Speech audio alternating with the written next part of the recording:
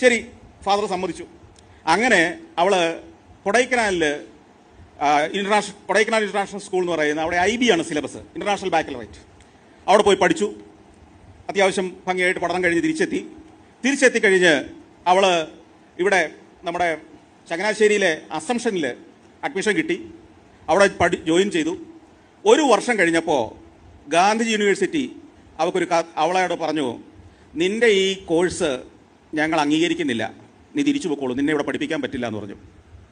IB syllabus എന്താണെന്ന് സാറിനറിയാം. IB പഠിച്ചിട്ട് വന്ന ഒരാളെ ഗാന്ധി യൂണിവേഴ്സിറ്റി പുറത്താക്കി. സത്യമാണ് ഞാൻ പറഞ്ഞു. എൻ്റെ മകളുടെ ഒരൊറ്റ വർഷം നഷ്ടപ്പെട്ടു. IB എന്താണെന്നറിയാത്ത കിഴങ്ങന്മാരാണ് ഗാന്ധി യൂണിവേഴ്സിറ്റി ഇരിക്കുന്നതെന്ന് മുൻ വൈസ് ചാൻസലറിനെ മുമ്പിൽ ഇരുത്തിക്കൊണ്ട് ഞാൻ പറയുക.